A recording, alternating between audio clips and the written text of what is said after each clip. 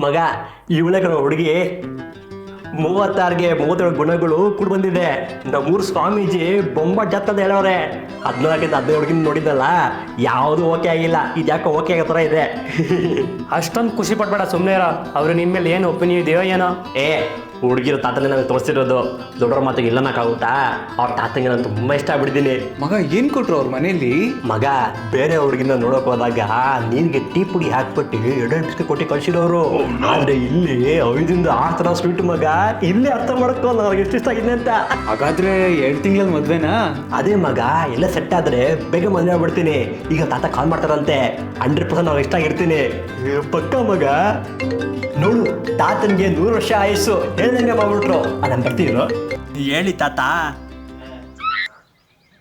ತಾತ 36ಗೆ 32 ಬಂದಿದ್ದೆ. ಏನಾಯ್ತು, ಸಡನ್ ಬಾಡ ಹೋಗ್ಬಿಟ್ಟಿದ್ಯಾ?